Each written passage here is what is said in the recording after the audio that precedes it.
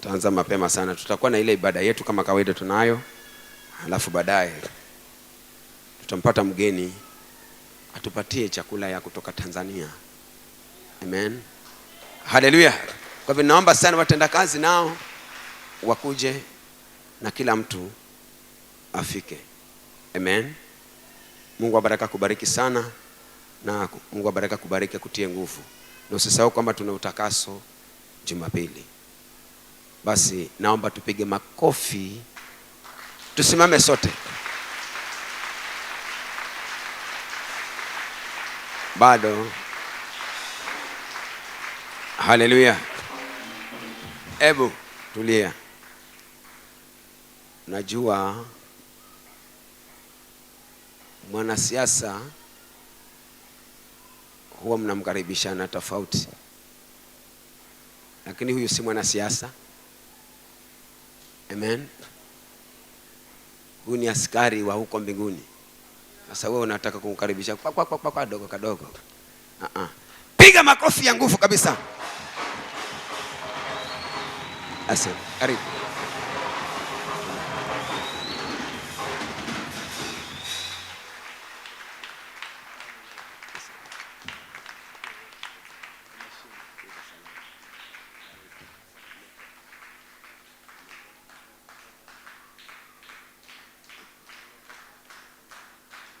Amen.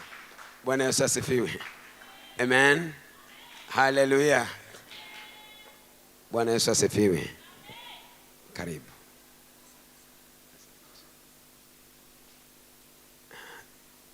Mimi siongei, nisisemi jina.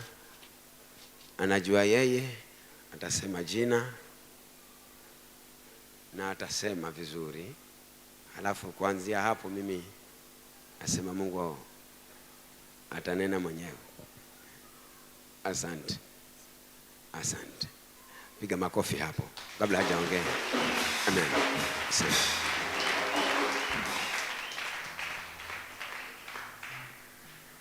Sijui kama nilisikia vizuri, ni kama kuna baadhi ya watu wanasema aluko Yesu.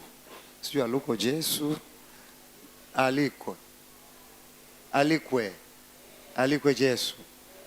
Itikieni basi. Alikwe Yesu. Alikwe Yesu. Haleluya. Hayo makofi ya kustahili kumpongeza baba kwa kazi aliyofanya. Ongeza mengine.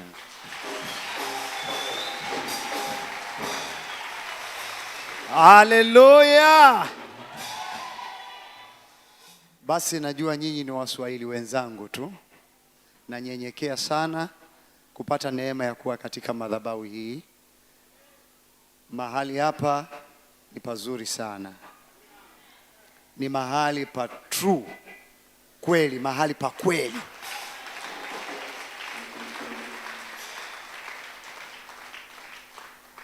Na nilipokuwa nimekaa pale nikasema, Bwana, hapa ni mahali pa kweli, pa njia ya kweli, penye ukombozi. Nikaanza kuomba mimi nianze kubarikiwa eti, baada ya kuanza kuombea nyinyi. Nikaanza kuomba mimi nianze kubarikiwa kwa sababu nimefika kwenye njia ya kweli na penye ukombozi. Nikasema Mungu, nafsi yangu kwanza, alafu ndo nitampenda jirani yangu kama nafsi yangu. Ama nilikosea? Na nilipoanza kuomba hivyo, askofu, ghafla macho yangu yakafunguliwa. Nikaona kama nimefanikiwa kuona hapa ni true way. Nimeona vizuri.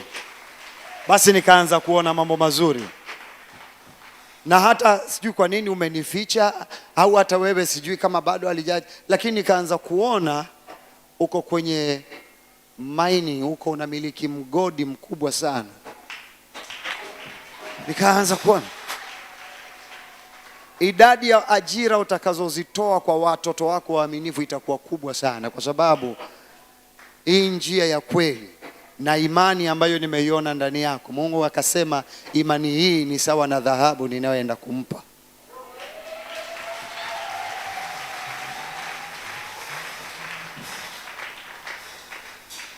Unajua pale kwenye harusi ya Kana walikuwa watu wengi, lakini kulikuwa na mtu mmoja tu aliyeweza kumloketi Yesu na kujua neema aliyokuwa nayo, na yule mtu alikuwa na uhakika na divai njema. Mimi nina uhakika na baraka, japokuwa ndo nimeingia hapa. Sasa wewe uliyekaa mwezi, miezi miwili, wiki, mwaka, inabidi ujishangae. Mimi ndo nimefika na nina uhakika na baraka.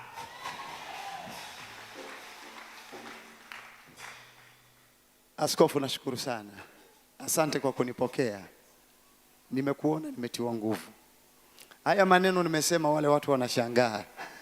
Na ni kama wengine hawaelewi nini kinaendelea. Lakini kipimo anachopima mtu upimiwa. Kwa hapa duniani thamani ya juu ni dhahabu. Na kwa kuwa imani yako iko juu, katika mgodi wako unikumbuke.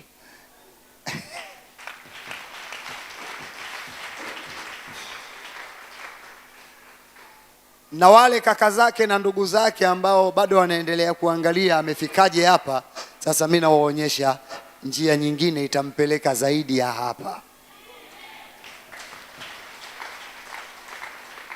Tuombe. Baba muumba mbingu na nchi, wewe uliyekuwako, uliyeko na utakaye kuwako, Mungu wa Bwana wangu Yesu Kristo, aliyekufa akafa na siku ya tatu akafufuka katika utukufu, nasi tumefufuliwa pamoja naye katika utukufu huo. Ninakusihi Bwana, uliyeruhusu miguu yangu kuwa na nguvu ya kusimama na sauti yangu kutoka na roho wako kunikalia, mashauri yote unayoshauriana na watu wako, hoja ambazo wako nazo watu wako, na majibu unayoyatoa katika nyakati hizi, Baba, ninajua yupo roho wako ambaye anaenda kudhihirisha katika nguvu na uweza wote. Ni katika jina la Yesu Kristo wa Nazareti ninatakasa upya mkutano huu kwa vile ambavyo walikuwa wametakasika, maana mtakatifu na azidi kujitakasa. Nami ninauinua mkutano huu katika anga la uweza wako. Nakataa kufanya kazi nikiwa Mikoroshini, nakataa kufanya kazi nikiwa Mombasa, nakataa kufanya kazi nikiwa Kenya. Ninachukua anga na nchi ya Yerusalemu mpya. Huko ninainuka na watu hawa. Najua nikiwa na watu hawa huko, tukikuabudu hakutakuwa na kilio, hakutakuwa na tasa, hakutakuwa na mwenye kuharibu mimba, hakutakuwa na mnyonge, hakutakuwa na masikini, tena hakutakuwa aliyekosa makao, maana Mungu umetuandalia. Ninakushukuru kwa sababu ibada hii imeinuliwa. We Baba, unajua niko hapa na unajua mtu yule yuko hapa, tena malaika wanajua watu hawa wako hapa, tena mahali hapa ni nyumba yako. Mungu, ninakushukuru kwa sababu unasema na kutupa riziki yetu ya kila siku. Ni katika jina la Yesu Kristo wa Nazareti, Lucifer, shetani uliyeshushwa kule mbinguni kwa mara ya kwanza, elewa utaratibu ni ule ule, tunakushusha pia, maana lililofanyika mbinguni linafanyika na hapa. Ni katika jina la Yesu Kristo. Mtu mmoja seme amen. Amina yako isipozidi ya jirani yako hamna kitu utapata. Sema amen. Sema amen. Na wewe ambaye unafuatilia televisheni ya kanisa hili, hiyo skrini haizuii chochote. Walijifungia kwenye nyumba kwa hofu ya Wayahudi, lakini Yesu alipita. Yesu atapita katika skrini yako, katika simu yako, na atakuhudumia. Na wewe ulioko hapa sema tena amen. Alafu watu ambao wana akili na wana mpango wa kupokea unawakuta wana shauku. Cheki walivyosimama. Wewe uliyesimama, pokea kwa jina la Yesu. Yani wewe uliyesimama na askofu wako amesimama, waliosimama pamoja naye wataruka pamoja naye, watabarikiwa pamoja naye, watainuliwa pamoja naye. Sema amen. Namshukuru Mungu pamoja na mtumishi wake. Tutasoma neno hili alafu tutakaa. Najua mmekaa muda mrefu, lakini tutasoma neno hili. Tusome wote tukiwa tumesimama. Tutasoma wote tukiwa tumesimama katika kitabu kile cha Marko. Katika kitabu kile cha Marko sura ya 16. Marko sura ya 16 tangu mstari wa 3 na kuendelea.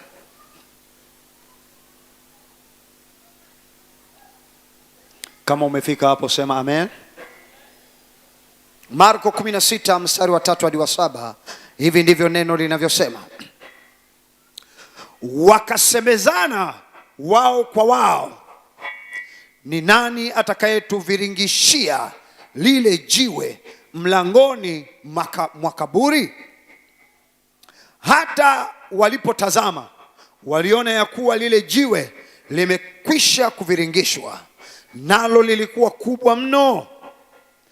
Wakaingia kaburini, wakaona kijana ameketi upande wa kuume, amevaa vazi jeupe. Wakastaajabu. Naye akawaambia, msistaajabu, mnamtafuta Yesu Mnazareti aliyesulubiwa. Amefufuka, hayupo hapa. Patazameni mahali walipomweka. Lakini enendeni zenu mkawaambie wanafunzi wake na Petro ya kwamba awatangulia kwenda Galilaya, huko mtamwona kama alivyowaambia. Bwana Mungu alibariki neno lake. Na wewe kalia kiti cha muujiza wako sasa.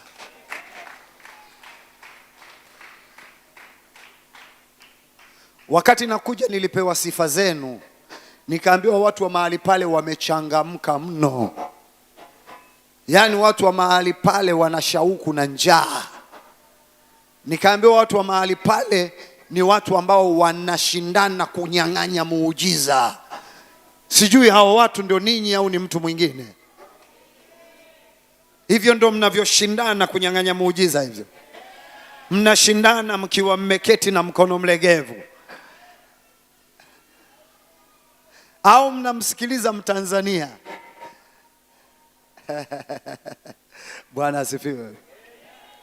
Neno la Mungu linasema John hajaja peke yake, amekuja na mke wake.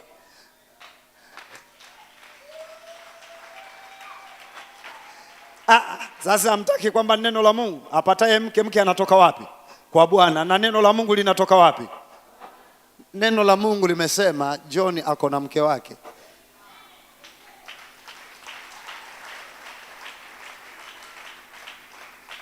Kwa kuwa leo mmekaa sana, atawasalimia Jumanne. Na niko na mwana pia. Na niko na watoto wa baba yangu na baba yetu hapa Mombasa Baya wako hapa.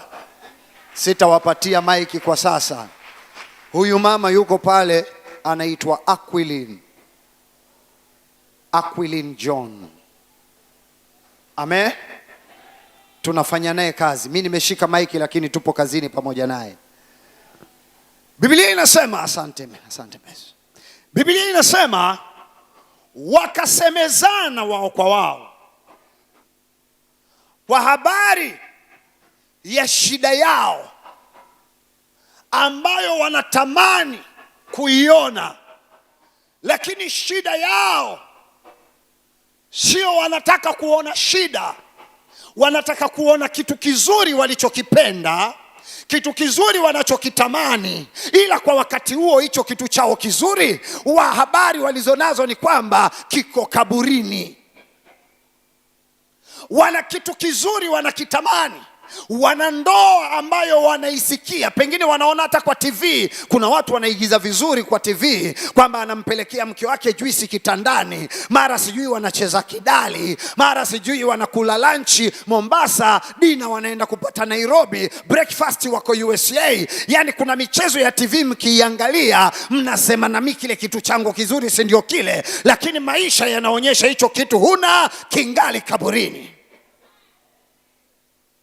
Wana kitu wanachokipenda, wana kitu wanachokitamani, wana gari la ndoto zao, wana nyumba ya ndoto yao, wana mawazo ya kufunga ndoa katika ndege kule angani. Yani wana ndoto nzuri. Wamemwambia baba yao, dadi nitakujengea nyumba. Wamemwambia mama, umetulea kwa tabu, yani nitakutunza. Lakini wanashangaa wamefika miaka 20 hawaingizi pesa, na walimwambia mama nitakutunza. Wamefika miaka 30 hawaingizi pesa, wanajikuta hata wananyoa ndevu mpaka kidevu kinakomaa kama kichuguu, bado wako kwa mama na hawajatimiza ahadi ya mama. Kila wakiwaza yale mambo mazuri wanayoyatamani ni kama yapo kaburini. Wamama hawa waliishi maisha mazuri walipokuwa na Yesu. Mikate ikiisha anawapa, nyama zikiisha anawapa, watoto wao wakiwa wagonjwa anawagusa, wanapata afya. Walikuwa na kitu kizuri, lakini ghafla wakaona kama kile kitu kimekuwa ndoto. Kuna ndoto huwa ukilala ukiota hautamani kukuche. Unajikuta unaota umekaribishwa na president na rais wa nchi, watu wanakupigia saluti, alafu anataka akupe kibunda cha pesa. Ile kwenye ndoto ndo ameshikilia minoti anataka akupe, alafu mtoto anakuamsha, mama nataka kususu. Wasema yani wewe umenikatisha ndoto yangu, wewe mimi nilikuwa napokea hela wewe. Kuna watu mko Mombasa, lakini wakati mnakuwa mlikuwa mnasema mtakuwa Canada. Kuna watu mnakula mkate na chai, lakini mawazo yenu ni chips na kuku. Kuna watu mmeishi na mtu ambaye imebidi mkubaliane tu, maana mlicheza mkakuta mmepata mimba, mmekubaliana na mnajitia moyo kwa maneno kila siku, penda ulichonacho, usichonacho usihangaike nacho. Mnajitahidi kupenda, lakini ndio hivyo tena. Haleluya. Ghafla Yesu aliondoka kwao kama mtu aliamka kwenye ndoto, na akaanza kutafuta kwenye ndoto hii, mbona nilikuwa sina magonjwa, nilikuwa na mtu ambaye ananifariji, nilikuwa na mtu ambaye nikimsikiliza sauti yake napata moyo. Alafu wamama wale wakagundua ile ndoto yao, kile kitu chao kizuri kipo kaburini, na pale kaburini pana jiwe kubwa, wanataka kutafuta vitu vyao. Hii ndio imepelekea watu wengi wanaenda kwa waganga, wanasema nafsi yangu, kipaji changu, akili zangu zimelogwa, mganga nitafutie. Kwa sababu kwa waganga wanafanya kazi makaburini, wapelekwa makaburini kuchanjwa. Watu wengi wamevitafuta vitu vyao makaburini, wameenda kwa wachawi, wamefanya mambo ya ajabu. Kwa sababu hata ukienda kufanya ngono na uzinzi ili upate chochote, Biblia inasema miguu ya mtu azinie ni njia panda inayoenda kuzimu. Chochote ulichofanya ili ubadilishe maisha, ukija kujumlisha unagundua na wewe umeenda kuitafuta ndoto yako kaburini.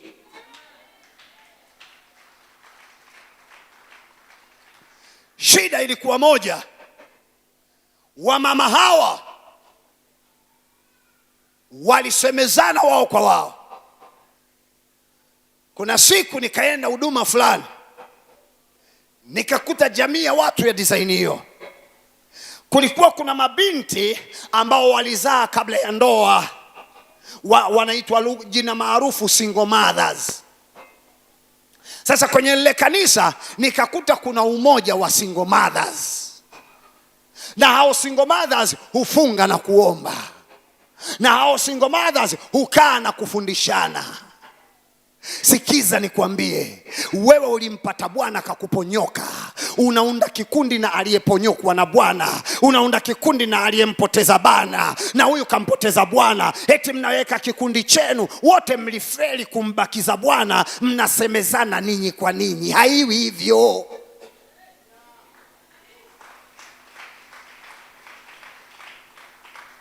Halo, maandiko yanasema, nenda utakuta nyumba ya mwonaji aitwaye Samueli kwa habari ya kitu unachokitafuta. Usimuulize huyo yanki mwenzio, huyo kijana mwenzio mnatembea naye kila siku, maana na yeye anasumbuka na shida hiyo hiyo. Wewe Sauli unatafuta nini? Natafuta punda. Na huyo kijana uko naye hapo, naye anatafuta punda. Alafu mnatembea, mnafika mahali mnasimama, sema vipi, twende huko au twende huku? Wote amuoni, wote watafutaji. Kuna majira inabidi utoke kwenye kakikundi cha wasioona, kakikundi cha wasio na nguvu, na uje kwenye madhabahu umtafute yule ambaye anaweza kukupa majibu na kukuonyesha wapi pa kwenda. Bwana Yesu asifiwe. Kwenye vikoba huko watu wanapigana kila siku. Kwenye michezo sio, wengine wanaita upatu. Mtu wa jina la kwanza na pili na tatu wakishapokea, wale wa majina ya mwisho kuitafuta hela yao mpaka wanaenda kwa mjumbe. Mimi nilichanga majina yote, wenzangu wamepata, mimi sijapata.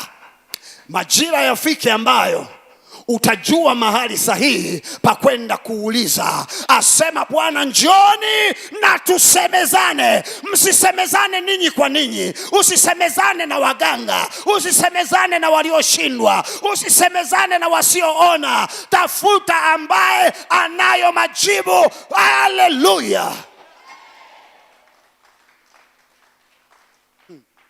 Akwambia huyu besti yangu toka utotoni, lake langu, langu lake.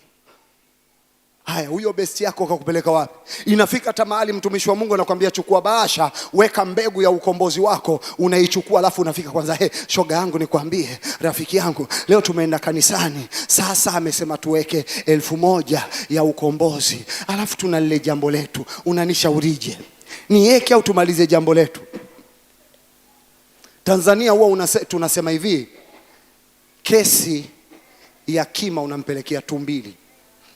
Sijui kama wanyama mnawajua. Yaani kesi ya kima unampelekea tumbili, unamwambia tumbili, kima kala mahindi yangu. Anakuuliza kwanza, yako wapi?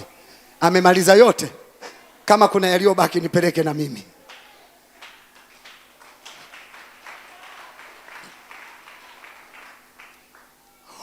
Watu wa dunia wanawakatisha tamaa.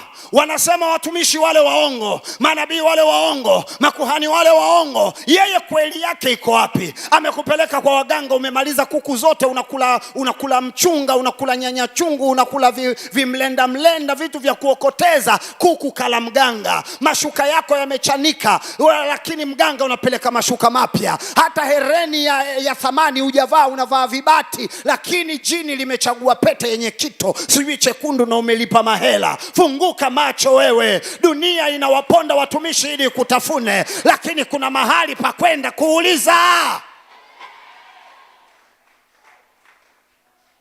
Mimi nikachoka wamama hawa ambao walishindwa hata kufanya waume zao wamwamini Yesu. Walikuwa ni wao tu wanamwamini Yesu na kutoroka, alafu wanaulizana, kati yetu nani atatoa jiwe?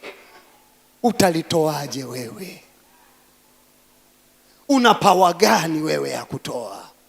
Lakini ninayo habari njema kwa wewe uliyesubiri. Umekaa masaa yote unasema mgeni yuko wapi? Mgeni yuko hapa. Anasema usiogope kuhusu lile jiwe, maana limekwisha kuondolewa. Na leo utaona ndoto yako inatimia. Leo utaona mambo yako yanafanikiwa. Leo utaona mambo yako yakienda mbele. Heri yako mama uliyesimama, maana itakuwa kuliko hao waliofungwa kwenye viti, ni kana kwamba kuna jiwe limewakalia. Utawajua watu ambao wanajua jiwe limetoka. Utawajua watu ambao wanajua jiwe limeondolewa, na mambo yao yanatoka leo. Haleluya. Ninavyoongea hivi kuna watu makaburi ya kwenu yaliyokuwa yamebeba kesho yenu, yalikuwa yamejaa na mliyajengea tiles na nini, saizi yanadidimia. Hata watu watajiuliza nini kimegandamiza, kwa sababu yalikuwa yamefura kwa kuhifadhi vitu vyenu, saizi vimetoka yanashuka. Nasema vitu vyenu saizi vimetoka yanashuka.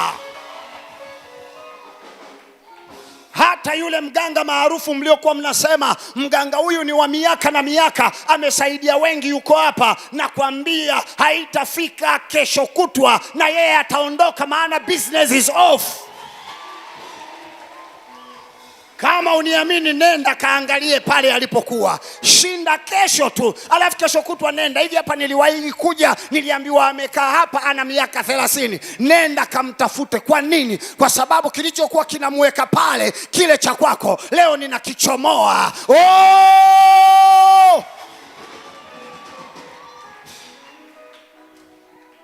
Yesu asifiwe. Bwana Yesu asifiwe. Bwana Yesu asifiwe. Mwanao alichukuliwa, nafsi ikawekwa kaburini, huku ukawa umebaki na mtoto ambaye nafsi haipo. Limekaa pepo la bangi, limekaa pepo la ulevi. Sasa tuna swap, ile nafsi iliyokuwa kule inatoka, maana jiwe limetoka, anakuwa salama. Oh, kuna mtu anafutwa machozi leo. Kuna mtu anafutwa machozi leo. Ayayayayayayaya. Kaa pale nikwambie kitu. Oh my God. Hata tayari hata sijafika ninapotaka kufika. Oh, rika wa santa da baba. Malaika wako hapa na wanajua uko hapa.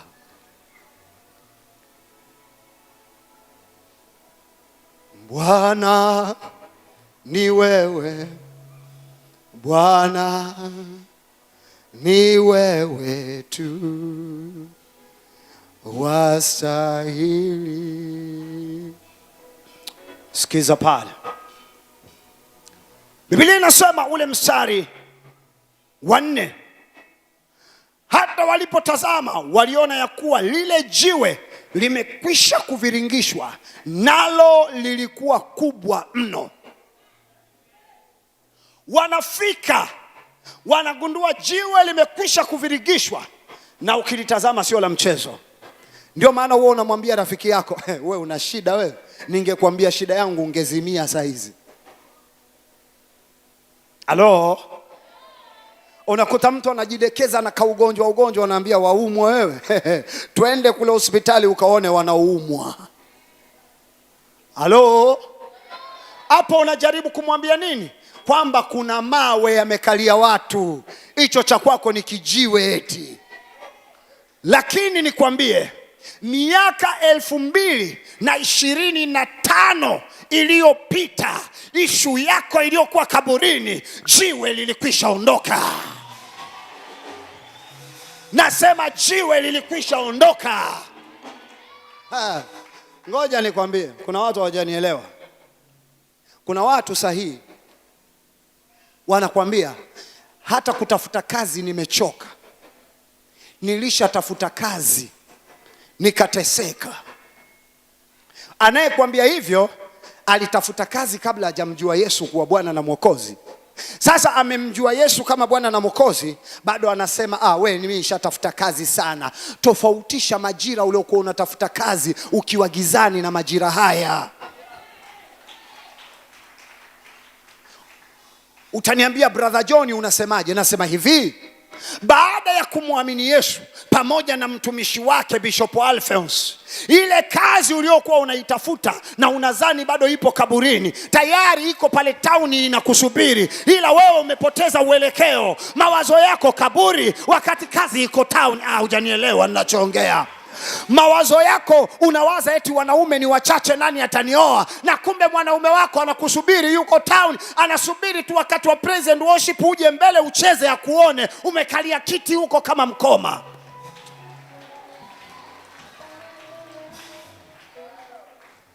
Watu ndio hawa au nisubiri wengine? Maana sioni wakichangamkia fursa. Haleluya. Ona wanavyopishana, wanaenda kaburini. Nani atatoa jiwe? Jiwe lilishatoka. Hii ndio jamii ya watu ambao inasema kama yule pastor ninayemuonaga kwa TV angekuwa hapa, kama yule pastor wa Kenya, kama yule pastor wa Uingereza angekuwa ndio yuko hapa, si sote tungepona. Unapishana na gari ya mshahara. We unamuwaza yule wa Nigeria wakati muhusika yuko mbele yako.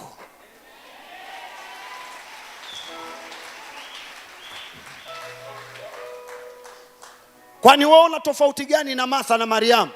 Yesu yuko mbele yao. Vipi Lazaro mmemweka wapi? Bwana, laiti kama ungelikuwepo asingelikufa. Mimi ndio huo ufufuo na uzima. Ndio wewe, najua ile siku ya mwisho.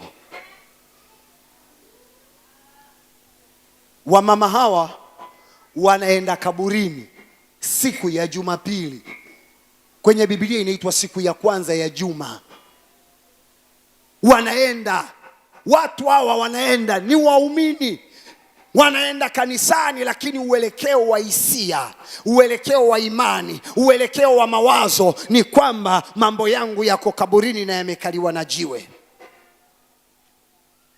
Lakini kumbe wakifunguka macho jiwe halipo, na maandiko yanasema wakati wameona jiwe halipo wakapitiliza ndani. Walipofika ndani wakakuta kijana mmoja ana mavazi meupe yameandikwa True Way Deliverance. Jinsi wamefungua akili zao, hawahangaiki na ule kijana. Ndoto yetu ilikuwa hapa, ndoa yangu ilikuwa hapa, ile kazi yangu ilikuwa hapa, degree yangu ilikuwa hapa. Umeiona imeenda wapi? Ninachoshukuru Mungu, walibadilika siku ile. Walichobadilika ni hichi, Biblia inasema wakakubali kumsikiliza yule aliyoko pale.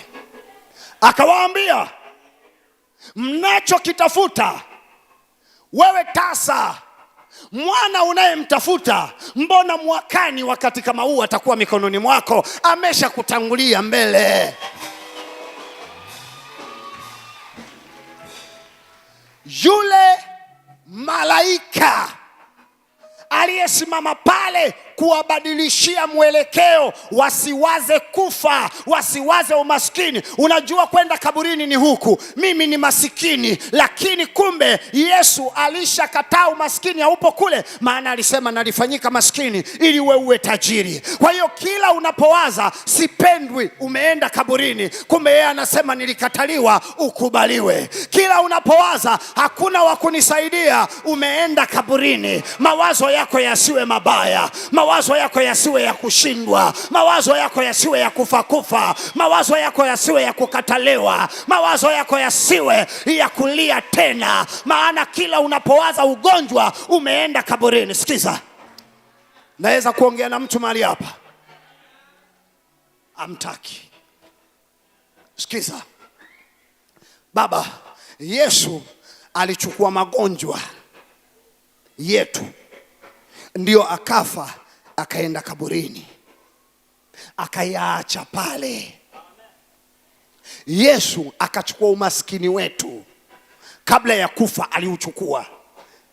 Akachukua huzuni zetu kabla ya kufa, akachukua utasa wetu kabla ya kufa, akachukua kila jambo baya linalotupata kabla ya kufa. Wajua kwa nini alichukua kabla ya kufa? Alichukua kabla ya kufa ili anapokufa apeleke hayo mateso kaburini.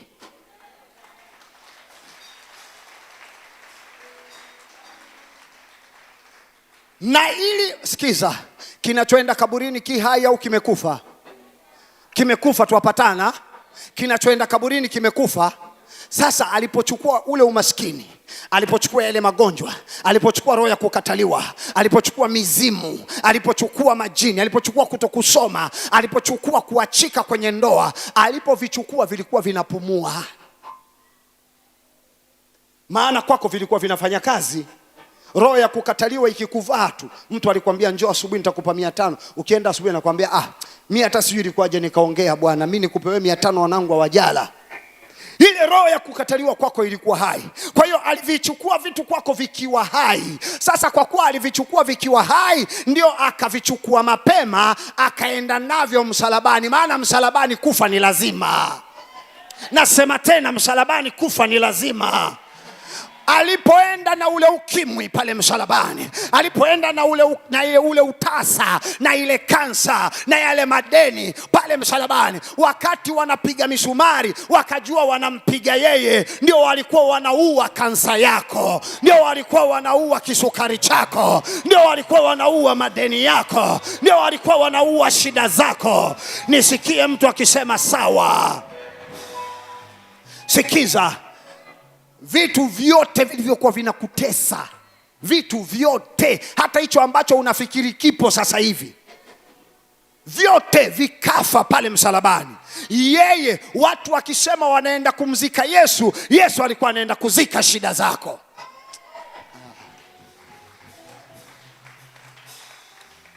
Macho yako yafunguke uelewe maandiko. Kwenye ulimwengu wa mwili wamembeba Yesu, anaenda kumzika, lakini Yesu ndo alikuwa jeneza la mateso yako, aliyabeba ndani ya mwili wake.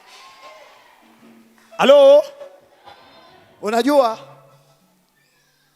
unaweza ukapewa gunia limefungwa, ukaambiwa piga, huyu alikuwa mwizi anaiba ndani kwako, lakini kwa kuwa limefungwa unapiga, huyu ndio alikuwa anandokolea pesa zangu, ndio huyo tumemkamata, tumemweka huko, piga, kanyaga, twende tukafukie. Kumbe waliomweka ni mwanao mwenyewe.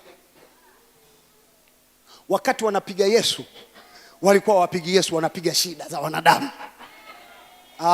Unanielewa? Wakati wanapiga misumari, wanakanyaga, wanasema tumuue huyu, kimbele mbele ataka kuwatoa watu wa mikoroshini huyu, tummalize. Kumbe walikuwa wanaipiga kansa, wanapiga nini? Wamembeba Yesu, wanasema tuenda kuzika Yesu. Kumbe Yesu hayupo, amehepa, yuko pembeni, anasema twende baba, twende, zikeni hiyo kansa, zikeni hiyo madeni, zika hizo madhabahu. Haleluya!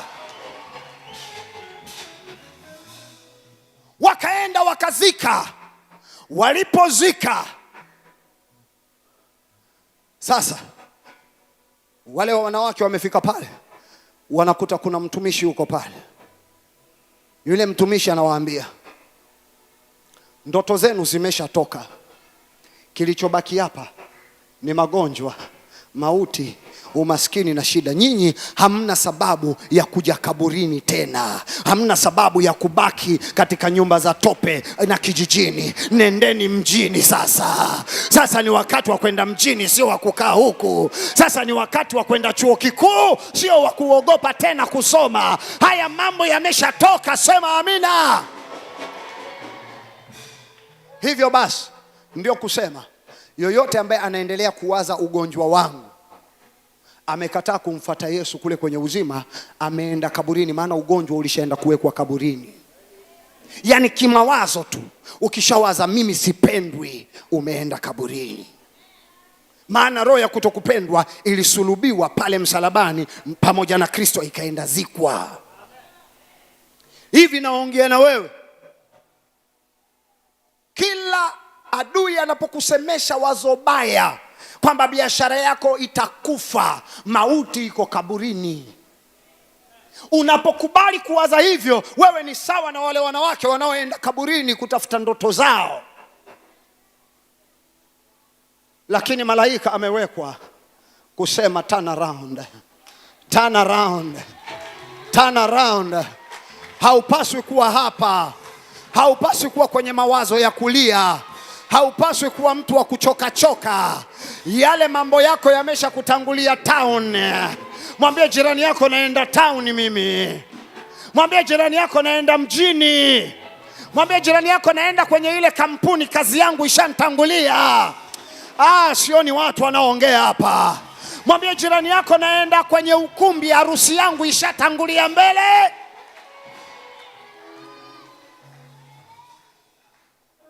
Kitendo cha mhubiri yule malaika kusema hayupo hapa, amewatangulia kwenda mjini, ni kusema ya kwamba ndoa uliokuwa unaitafuta tayari ipo ukumbini, bibi harusi ndo hujaonekana.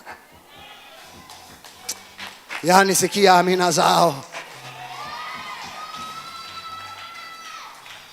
Kitendo cha malaika kusema yeye ambaye ni ndoto yako. Watu hawajui kama Yesu ni ndoto yao. Mimi nina ndoto nakuwa na gorofa. Gorofa ni Yesu.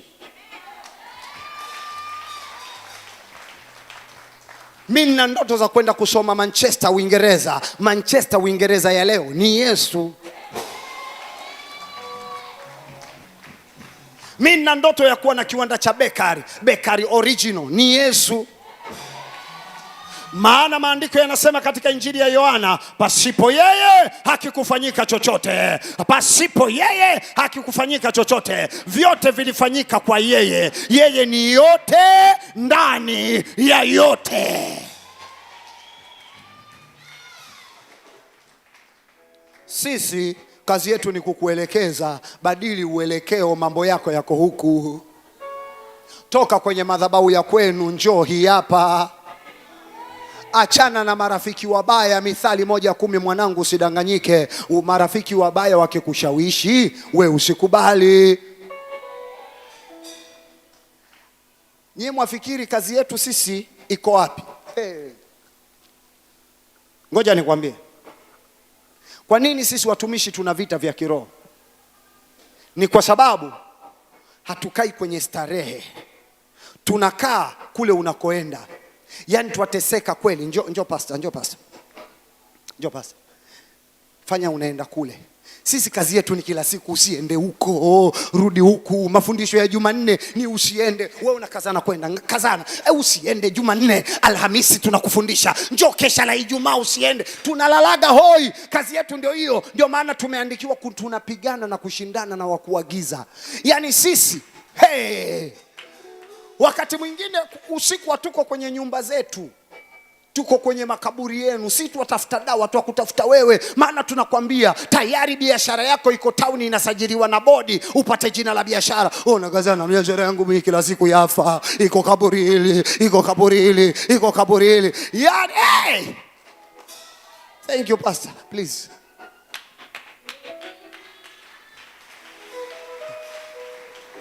Mkikaa huko mnaambiana, pastor naye Jumanne mafundisho, mara Jumatano kaweka hiki, mpaka mara Alhamisi kaweka hiki. Kila siku huko. Ngoja nikwambie, kuna watu ambao pastor agombani nao. Wacha nikupe siri sasa. Kuna watu ambao askofu agombani nao.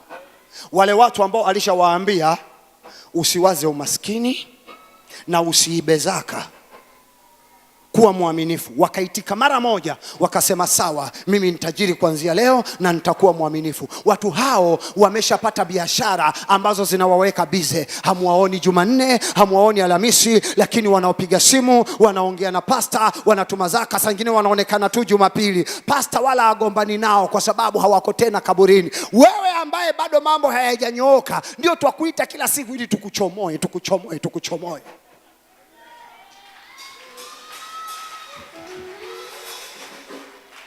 Nataka nimalize, najua mmechoka. Maandiko yanasema hivi, yule malaika akasema amefufuka, jiwe limeshatoka na amepita, mmepishana naye. Yaani jinsi ambavyo mna mawazo. Kuna mtu hivi, jamani, nyumbani kwako hapatoshi kuwaza?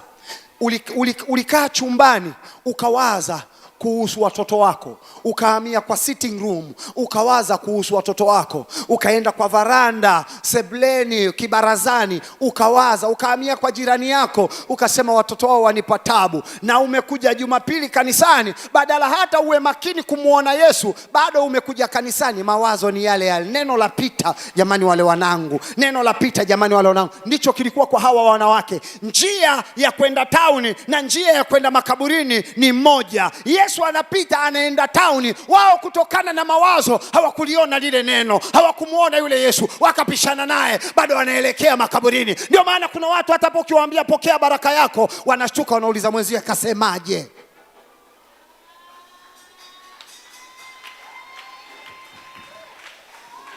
Hebu gusa kichwa cha jirani yako, mwambie leta akili yako hapa. Mwambie leta mawazo yako hapa. Mwambie mbona wapishana naye. Haleluya.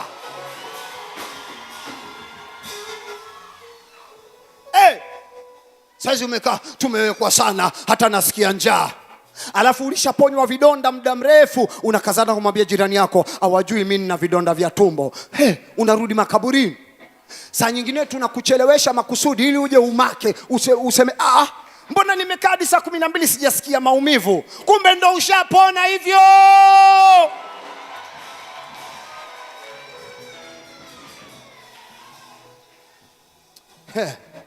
Kuna kijana mmoja alikuwa anaitwa Danford. Danford alikuwa ni kijana ambaye fikra zake zimekamatwa. Anasema haya mambo ya kwenda na wakati haya shetani mtupu. Si kila cha kwenda na wakati ni shetani. Sikiliza fikra zake zilivyokamatwa. Maana kuna watu wamekamatwa hivyo. Siku atakapomuona bishop yuko na mabodyguard, ona sasa hata watumishi wa Mungu wanakuwa na mabodyguard kama marais. Kama utakiwa we na bodyguard, kaondoe mabodyguard kwa rais, kwa sababu wito wa rais ni wito wa hapa, wito wa mtumishi ni wito wa juu, the high calling.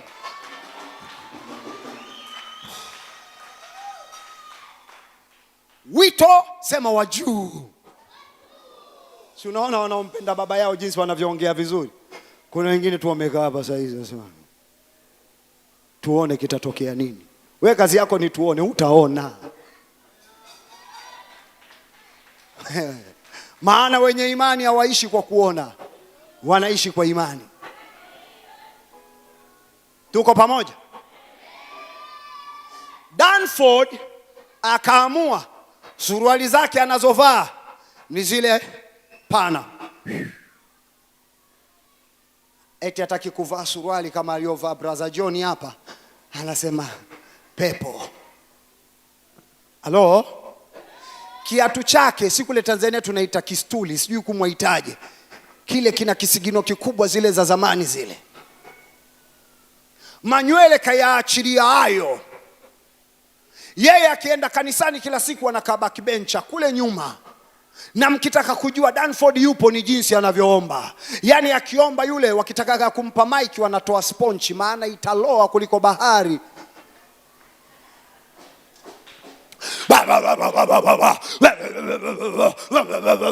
Danford ukikutana naye hata perfume apake anuka kaa beberu. Kisa anasema haya mambo ya kisasa yamekuja na ushetani. Danford akafika miaka 25 kwa kanisa, akaanza kutamani kuoa. Akafika miaka 30, kila binti anayemwendea wanahepa, hawataki. Akafika miaka 35, askofu akamwonea huruma. Kujitoa anajitoa, ila akili zake zimenaswa. Askofu akamuita akamwambia, mwanangu, mimi ni askofu yako, unaniamini? Ndio, nakuamini baba. Bwana amesema na mimi leo nilipokuwa nakuombea. Askofu akapiga magoti akainua mikono, rika baba, niambie baba Bwana alichosema. Askofu akamwambia, Bwana ameniambia nenda ukanyoe uwe na nywele ndogo ndogo. Bwana ameniambia nenda kashone suruali ambayo si pana sana. Bwana ameniambia vaa shati ambayo haijakaa huku kama fundi wa gereji. Bwana ameniambia ununue kiatu kilichochongoka wanakiita wanchoma. Maana Jumapili hii Bwana anataka kusema na wewe. Danford akasema, Bwana ameagiza hivyo? Akamwambia, naam, wewe ni mtu special. Kama alivyoongea na Hosea kumwambia nenda kachukue yule mwanamke, na wewe ameongea na mimi, yeye ni maagizo maalumu Bwana amenipa. Danford akasema sawa, nitafanya hivyo.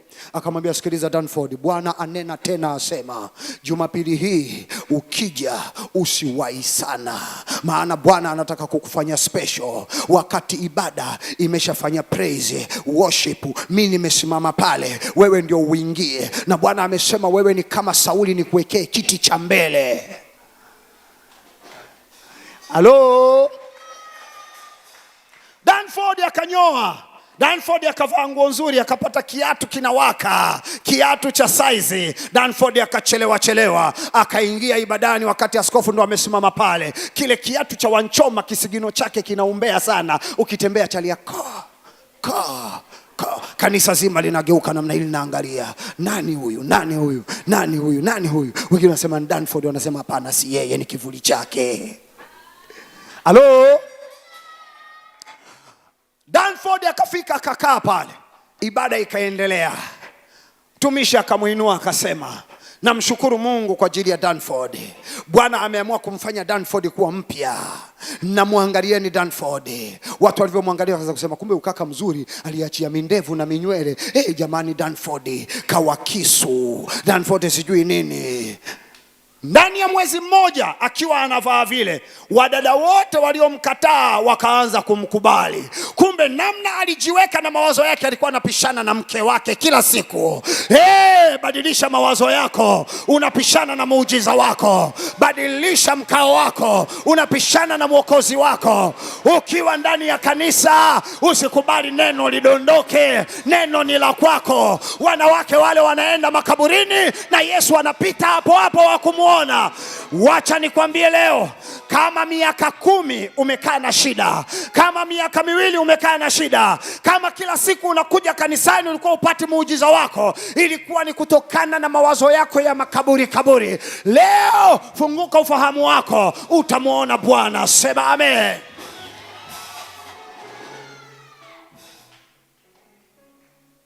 Haleluya. Si mnamwona yule mtu pale kisimani? Ye macho yake alikuwa ni nani atanibeba nidumbukize kisimani? Ndio ufahamu wake ulikuwa. Kumbe mzee wa siku mwamba kutoka Nazareti alikuwa pale. Anamwambia mjomba, vipi? Usinisemeshe uko ukijua maumivu yangu. Kumbe ndio yeye. Bwana Yesu asifiwe. Je, huyu mtu kutoka Tanzania? Mwambie jirani yako, ndio yeye. Huyu kweli atatamka neno na mambo yangu yabadilike? Mwambie jirani yako, kaza, ndio hapo hapo.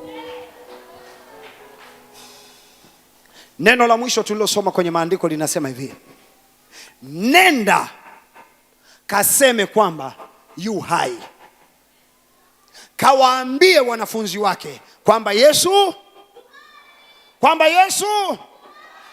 na kupiga marufuku kuanzia leo, hakuna kwenda kwa jirani yako, rafiki yangu wajua mimi nateseka sana, kwa jina la Yesu acha kutangaza mateso, acha kutangaza kupigwa na mumeo, acha kutangazwa kudhulumiwa, acha kutangaza ndoto mbaya. Hata kama bado haujapata gari, ukienda kwa rafiki yako mwambie niangalie na uniheshimu, mimi ni tajiri yate. Katangaze Yesu yu hai. Ili agizo la mwisho ni muhimu sana. Anasema nendeni mkabadili lugha. Msiwaze makaburi wala msiongelee makaburi. Msiongelee mawe makubwa yaliyowagandamiza. Msiongelee mateso. Kila wakati nendeni mkiri kwamba Yesu yu hai, na kama vile alivyofufuka na kushinda mauti, na mimi nimetoboza pamoja naye. Uponyaji wako uko katika kinywa chako. Maneno huumba. Na ukifanikiwa kubadilisha mawazo ya mauti na makaburi, na maneno pia yatabadilika, maana yaliyojaza mawazo ndio hutoka mdomoni. Malaika akatoa maagizo maalum: mnapoenda msiongelee sijui ndoa yangu imepigwa kofi. Mnapoenda usiongelee sijui wateja wamenizulumu. Mnapoenda usiongee sijui nazeeka tu sijapata wa kunioa. Anasema mnapoenda semeni yu hai. Semeni yu hai. Semeni amefufuka. Semeni yu hai. Semeni Yesu ni Bwana. Hivi ndivyo Yesu kwenye Mathayo 3 alivyowaita wakina Petro: njoo nifuate nami nitakufanya kuwa mvuvi wa watu. Kwa hiyo ukienda usiongelee samaki, usiongelee dagaa, usiongelee matembele. Wewe nenda kaongee ninavyokutuma. Biblia inasema as you go preach. Mtakavyokuwa mkienda hubirini mkisema ufalme wa Mungu umekaribia. Mwambie jirani yako, ukienda sokoni sema yu hai. Ukienda shuleni sema yu hai. Popote unapoenda sema yu hai. Kuanzia leo ninakuamuru ubadilishe lugha yako. Sikia tena amina yako. Kuanzia leo ninakuamuru ubadilishe mawazo yako. Aya, tunaanza mazoezi. Muulize jirani yako, waumwa wapi? Unamjibuje? Yani wewe, hebu njoo nipe 5. Hatuelezi umaskini. Yesu yu hai. Muulize tena jirani yako, kazi unaanza lini? Mpe jibu. Yesu yu hai. Mbona mnaniangusha? Hata wanamuziki anajua Yesu yu hai. Mbona wanamuziki amuulizani? Haya, we mwenye gitaa, jibu kwa gitaa ukisema Yesu yu hai. Nione ufundi wako. Kwenye gitaa piga Yesu yu hai.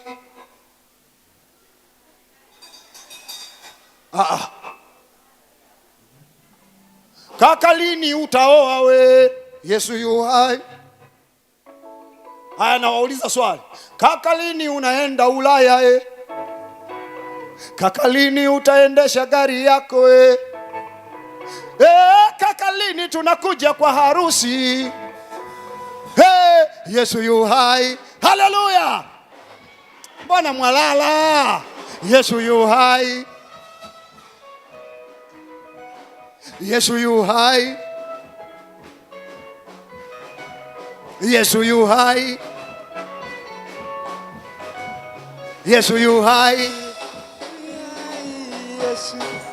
Yesu, he mama yangu, lini utabeba mwana wako we? Yesu yu hai. We mama, lini utaenda kwa harusi we? Yesu yu hai. Dada, lini utaingia kazini kwako we? Yesu yu hai. Kaka, lini akaunti yako itajaa mapesa? Yesu yu hai. Mama, lini utapakata mapacha wako we?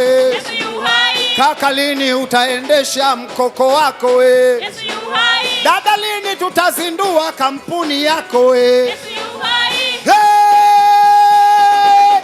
Wapi vigelegele kwa ye? Asante, asante, asante. Bwana Yesu asifiwe. Simama pale ulipo nikwambie.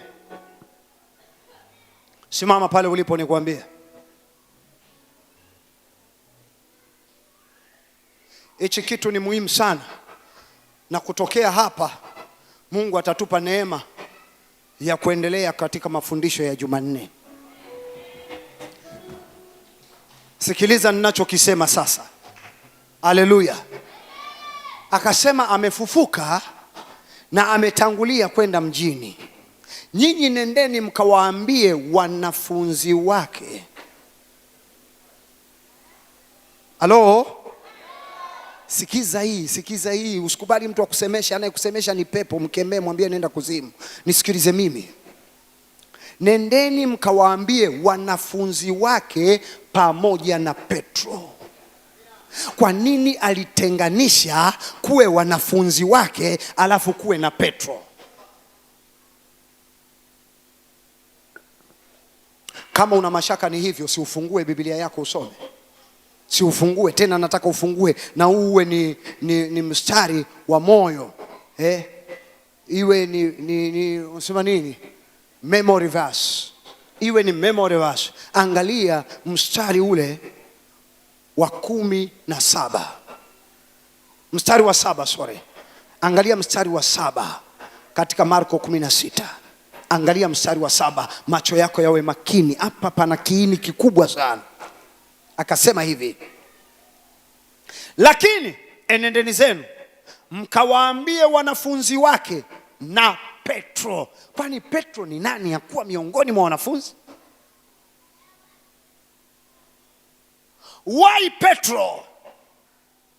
Sikiliza, we dada unaimba kwaya, kaka unayepiga vyombo, wewe mama uliyezaliwa ndani ya Ukristo, uliyetoka kwenye Uislamu, we tajiri, we maskini, wewe mnene, we mwembamba, we mfupi, we mrefu, sisi wote ni watoto wa Mungu. Sisi wote ni nani?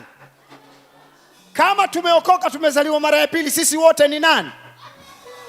Lakini japokuwa sisi wote ni watoto wa Mungu, malaika akitumwa hapa ataambiwa hivi: nenda mkawaambie watoto wa Mungu na Alfonsi. Kwani Alfonsi si mwana wa Mungu? Hapana, ana kazi maalumu ya kuwaongoza wenzake.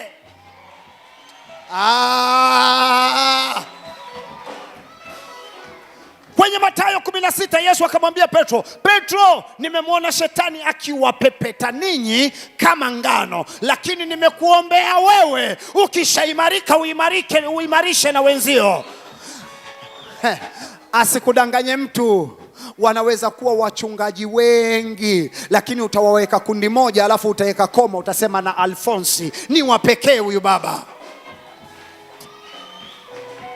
Hebu punguza vyombo, sauti isiwe kubwa kuliko yangu. Punguza kidogo.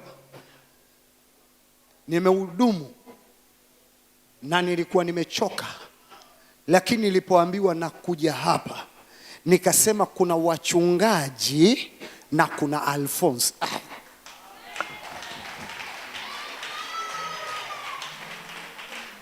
Hivi viongozi mnapata ufunuo?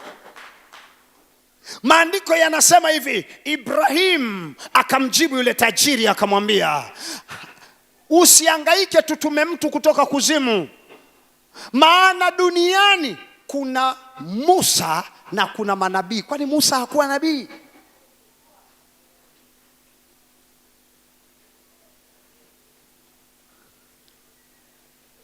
Watu wanaokaa karibu na mlima Kilimanjaro hapa Kenya ni watu gani? Kabila gani? Hapa Kenya Wataveta. Sasa Wataveta pamoja na Wachaga wa Tanzania walikuwa wanakaa na mlima Kilimanjaro, na vitabu vya kumbukumbu havionyeshi kama wao wameuvumbua ule mlima. Vinaonyesha aliyetoka mbali ndo kaja kugundua huu mlima ni mrefu wa pili duniani. Mwawezekana mmekaa na Alfonsi hapa na mnasema nyie mna mchungaji wenu na sisi tuna mchungaji wetu, na nyie mna askofu hata sisi tuna. Kuna maaskofu na askofu.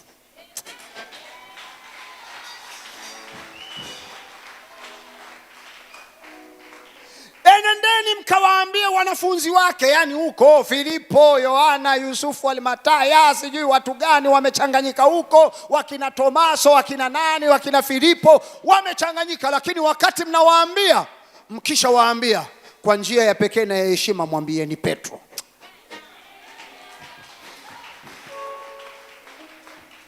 Malaika waliomkuta kaburini anawasubiri, alikuwa anawaelekeza kwamba mkienda huko na nyinyi pia mtakuwa wanafunzi wa Yesu, lakini kiongozi wenu atakayewasaidia maono haya ni Petro. Ndio maana kuna wakati unaomba mwenyewe ugonjwa uendi, lakini ukija ukiombewa na dadi hapa ugonjwa unaenda. Na nyinyi wote ni watoto wa Mungu. Kuna wewe na kuna yeye. Basi mimi nikihubiri hivi nikiona watu wanashangaa, na wajua watu wanaompenda baba yao. Kuna wengine wanashangaa namna hii, utafikiri wako seli ya polisi. Mwambie jirani yako kuna wanafunzi, alafu kuna Petro. Mwambie kuna manabii, alafu kuna Musa. Ngoja nikwambie, wengi wenu mnapoenda kazini, mnapoenda shuleni, mnapoenda kwenye biashara, popote mnapoenda, malaika wanaofanya kazi na askofu huwa wanatembea na wewe.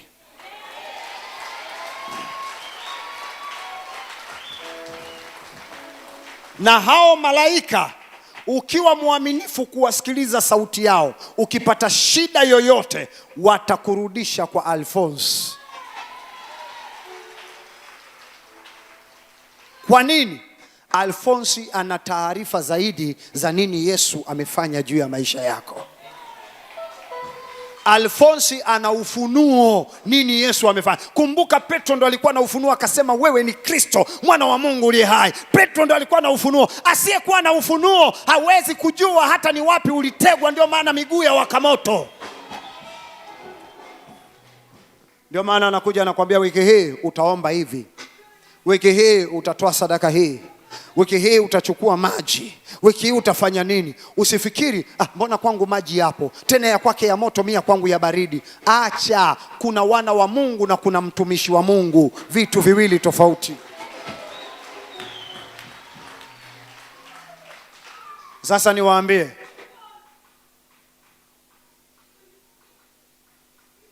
muujiza wenu upo hapa.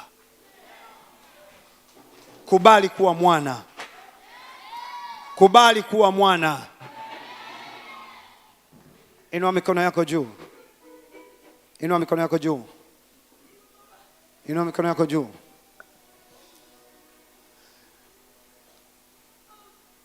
Nataka nitangaze msiba wa matatizo yako. Na watu wanapokuaga wamefiwa huwa wanasimama kwa heshima kwa dakika moja. Nakupa dakika moja uyakumbuke yale matatizo yanayokusumbua. Dakika moja. Hauyakumbuki kwa lengo ya kuyaleta kwako. Ni farewell. Tuagana nayo kwa dakika moja. Na wakati unakumbuka kama ni kansa, iambie kansa, nenda salama, nenda salama. Kama ni umaskini, waambie umaskini, nenda salama. Uliishi nami muda mrefu, lakini leo waenda. Semesha hicho unachokikumbuka, kisemeshe. Iambie kulialia, we kulialia, nenda salama. Ulikaa nami muda mrefu, lakini mimi sistahili kubaki hapa makaburini.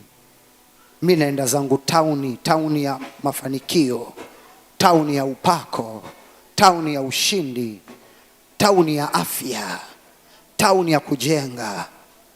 Agana naye, agana na hayo madeni. Iambie hiyo roho ya ulevi kwa mume wako. We roho ya ulevi, niliishi mimi na mume wangu, na we ukaja ukawa katikati yetu muda mrefu, lakini leo nenda salama. Ulikufa wewe, ulikufa msalabani. Roho ya ulevi, nenda salama. Huwezi baki na mume wangu. Roho ya bangi, huwezi baki na watoto wangu. Leo nenda salama. Leo nenda salama. Tarehe ya leo na kuaga wewe, tarehe 14. Tarehe 14 ni Memorial Day, kwamba nimeachana na wewe. Kukaa kwa nyumba za kupanga na kusumbuliwa na kusemwa, nenda salama. Sio ni mtu ambaye anaagana hapa. Agana na huyo marehemu. Uwezi ukibaki na marehemu, wewe uko makaburini, marehemu akaagi ndani. Ndio maana chumbani kwako ni kama kaburi. Pesa zikiingia zapotea, hazionekani zimeenda wapi. Mkipatana kidogo sebleni, mkiingia ndani watoto wanasikia ngumi, kup, kwa sababu marehemu akai ndani, anakaa makaburini. Mtaji wako umekufa, unasema naenda dukani. Duka wapi? Limekuwa kaburi hilo. Umekaa na marehemu madeni. Agana naye kwa jina la Yesu. Agana naye kwa jina la Yesu. Agana na huo uvimbe kwa jina la Yesu. Agana na maumivu ya mgongo kwa jina la Yesu. Agana na homa ya kichwa kwa jina la Yesu. Agana na kutokuelewa darasani kwa jina la Yesu. Agana na ndoto mbaya kwa jina la Yesu. Nataka nione mtu ambaye ako bize. Agana na mateso, agana na kutokusikia, agana na matatizo ya macho. Iambie uliishi nami kwa muda mrefu, ukanifanya nikae makaburini, lakini malaika ameniambia niende mjini, Bwana wangu yupo. Na kuacha hapa leo, na kuacha hapa leo. Kwa heri wewe matatizo, kwa heri wewe kuchukiwa, kwa heri wewe kutokupata pesa, kwa heri wewe ndoto mbaya. Agana naye.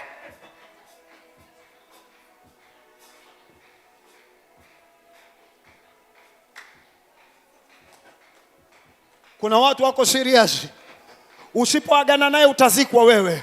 Usipoagana na madeni itazikwa biashara yako. Usipoagana na utasa itazikwa ndoa yako. Usipoagana na kutokuona yatazikwa macho yako. Lazima uachane na hivyo vitu, vilishakufa pale msalabani. Lazima uachane na hivyo vitu, vilishakufa pale msalabani na vikawekwa kaburini. Wewe si wa kukaa makaburini. Wewe si wa kukaa makaburini. Naona malaika wanakuja kukusaidia. Naona malaika wanakuja kukusaidia. Naona malaika wanakuja kukusaidia. Si ndio hilo pepo la utasa linaondoka. Marehemu utasa anaondoka. Marehemu madeni anaondoka. Huyo maumivu ya mgongo ni marehemu, naye anaenda zake. Zile ndoto za kufanya mapenzi ni marehemu, naye anaenda zake. Ndio naona vinaondoka. Ndio naona vinaondoka. Ndio naona vinaondoka. Kuchukiwa ni marehemu, naye anaenda zake. Mfukuze huyo moto anayewaka miguuni, naye aende zake. Kwa jina la Yesu, kwa jina la Yesu, kwa jina la Yesu.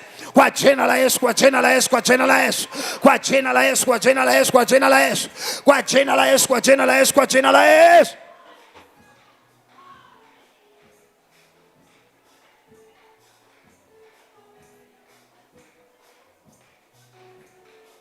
Kuna watu wana uchungu, wako serious. Waendelea kushangaa.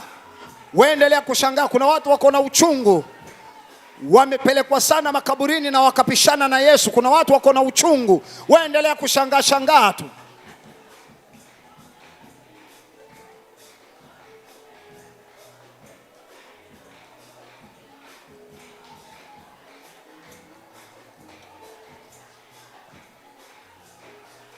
Katika jina la Yesu.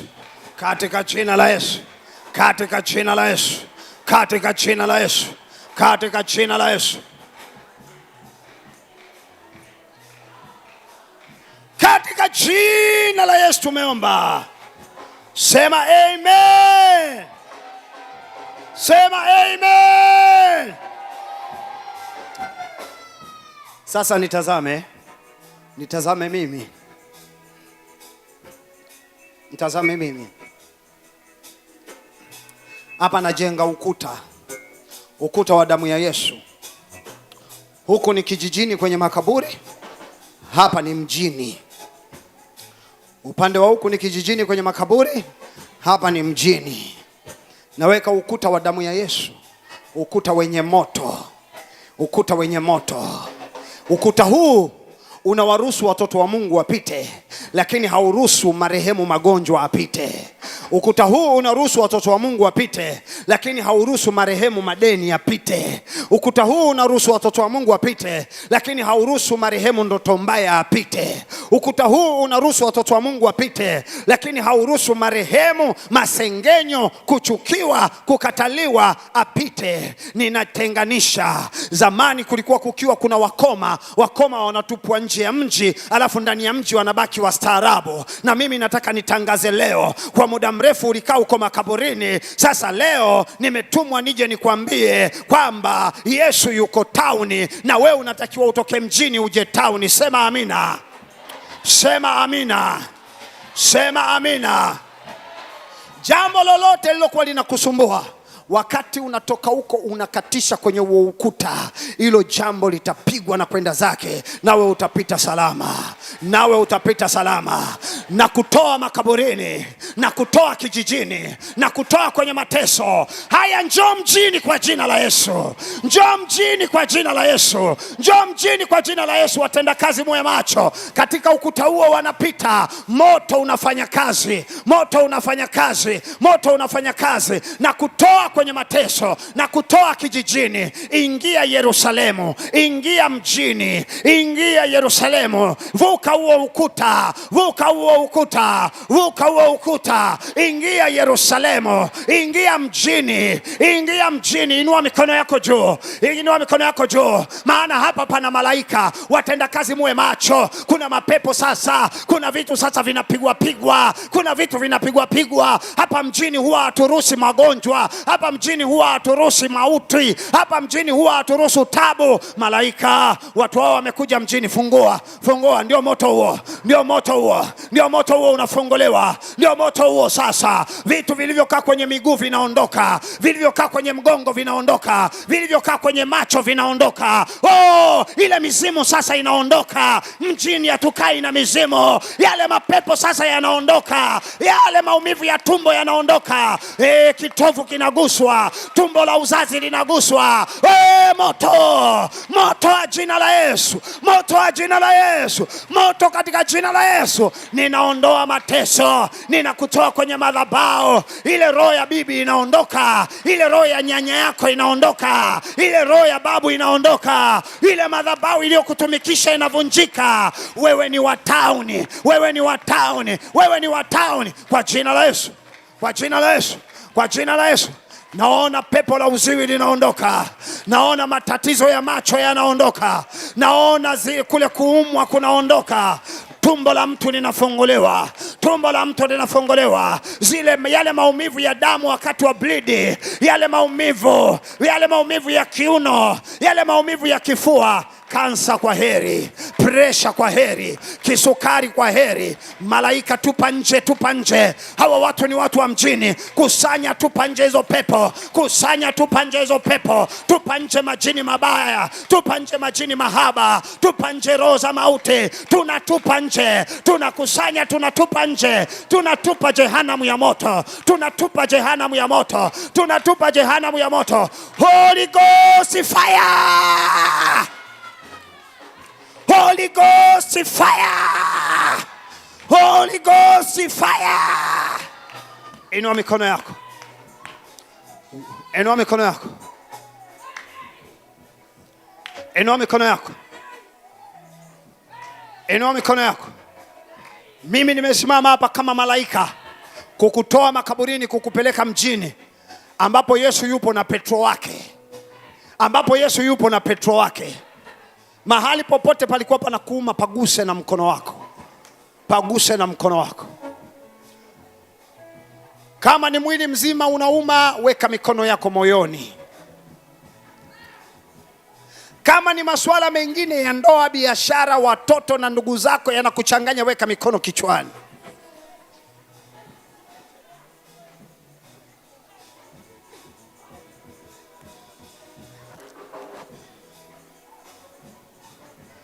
Tulia, usiombe. Acha nikuombee sasa. Tulia, usiombe, acha nikuombee. Baba, nimekuja kama malaika yule aliyewarudisha wale wanawake kutoka makaburini na kuelekeza mjini aliko Yesu. Lakini sio tu Yesu yupo, na Petro wao yupo, na Alfonsi wao yupo. Baba, ninapoinua mkono huu juu ya anga za maisha yao, ninatuma malaika sasa. Ninaachilia malaika wakafungue vifungo, makufuli yaliyowafunga, hata kama yana kutu, fungua wote, fungua wote. Kuna watu wako mjini lakini nafsi zao ziko nyumbani kwenye vijumba vya mizimu. Fungua na wataka hapa. Malaika na agiza, malaika wa uponyaji, fanyeni kazi yenu. Chomoa magonjwa, lile liuvimbe lidondoke, ile tabu ya miguu iende. Malaika wa uponyaji, fanya kazi. Malaika wa baraka, fungua milango ya baraka sasa. Ninataka magari yao yaletwe, ninataka nyumba zao ziletwe, ninataka kampuni zao ziletwe. Malaika wa ndoa, rudisha amani kwenye hiyo ndoa, rudisha amani kwenye hiyo ndoa. Sababisha watu hawa wapate wenza wa maisha. Ni saa hii na dakika hii. Hatusubiri Jumatatu, hatusubiri Jumanne. Tunataka sasa. Imani ni sasa. Wakati uliokubalika ni sasa. Wakati wa wokovu ni sasa. Yule mtu alikuwa anawadai watu na wamechelewa kumlipa. Malaika wa uchumi, kaba wale watu, kaba wale watu walipe saa hizi. Tunataka M-Pesa zifanye kazi. Tunataka akaunti zao zifufuke. Malaika wa uchumi, sababisha walipwe wale watu ambao mbele ya biashara zao kuliwekwa nguvu za giza kupoteza wateja. Malaika wa kufagia, fagia, fagia saa hii, fagia saa hii, fagia saa hii, fagia saa hii, fagia saa hii, fagia saa hii, fagia saa hii. Wale ambao kila wakati kwenye ndoa wakipatana dakika moja, dakika ya pili wanapigana. Malaika chomoa mafarakano, chomoa ugomvi kwa jina la Yesu. Rudisha watoto wao. Kuna watu wanalia watoto wao wameenda mbali, watoto wao wamekuwa na tabia mbaya. Malaika fungua hao watoto, fungua hao watoto. Ninaagiza kwa jina la Yesu, ninaagiza kwa jina la Yesu, ninaagiza kwa jina la Yesu. Kuna wazazi wamesauliwa na watoto wao, kuna watu wamezalishwa wamesauliwa na mabwana zao. Malaika leta majibu leo kwa jina la Yesu. Si ndio sasa mambo yanafanyika, amani inakuja, mwili wako unakuwa mwepesi. Si ndio sasa, si ndio sasa, si ndio sasa. Ni kwa jina la Yesu. Ninaona kila goti limepigwa. Ndio sasa, ndio sasa, ndio sasa. Vimeng'ang'ana lakini haviwezi, vimeng'ang'ana lakini haviwezi, vimeng'ang'ana lakini haviwezi. Out in Jesus name. Enda zako na usirudi tena katika jina la Yesu Kristo.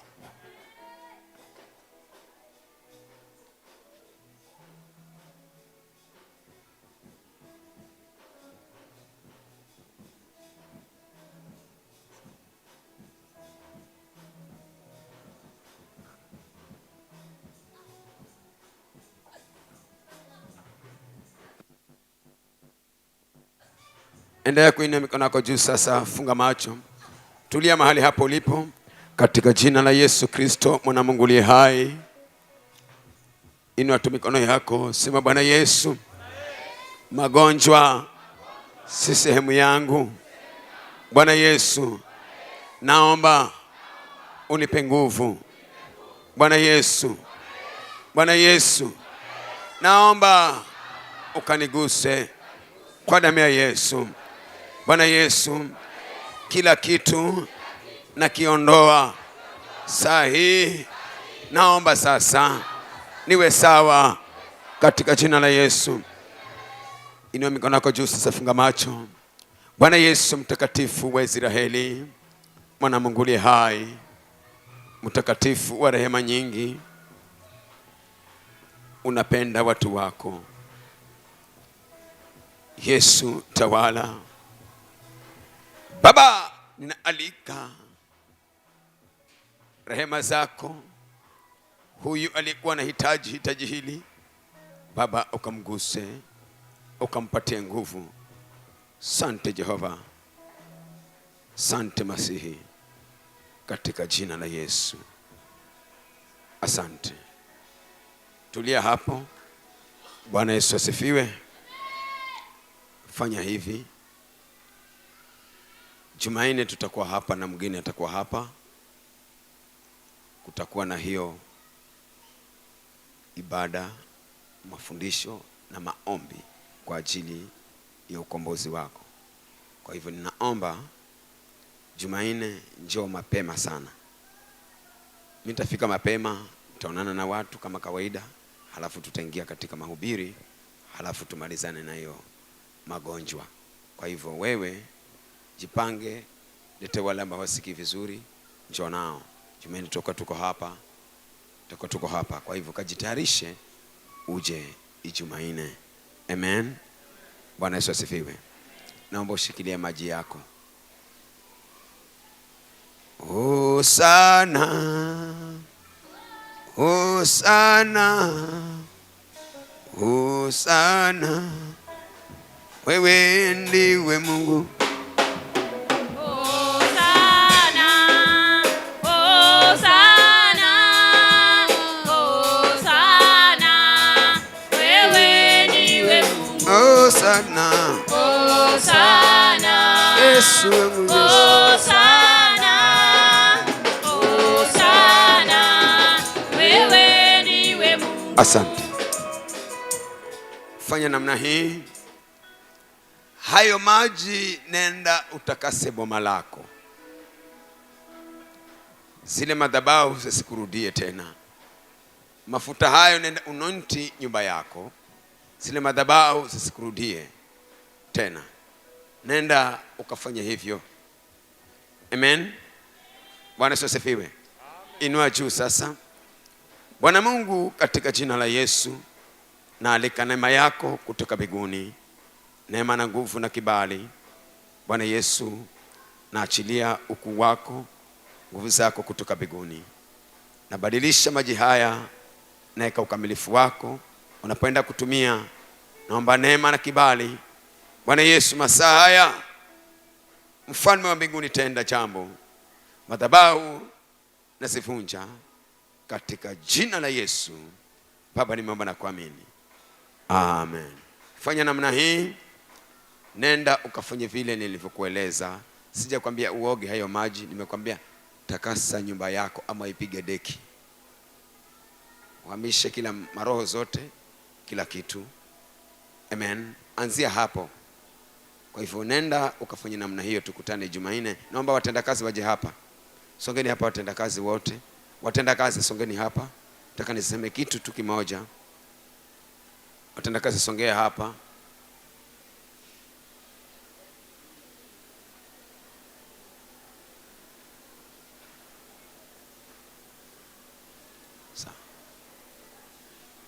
Sawa. Amen. Haya, salimiana na jirani yako, mwambie enda na kukaribisha nyumbani, tushirikiane kwa neema. Penzi ya Mwenyezi Mungu Baba na ushirika Roho Mtakatifu ukae pamoja na sote sasa na hata milele. Amen. Watendakazi jipangeni hapa. Njoni hapa watendakazi. Ninyi wengine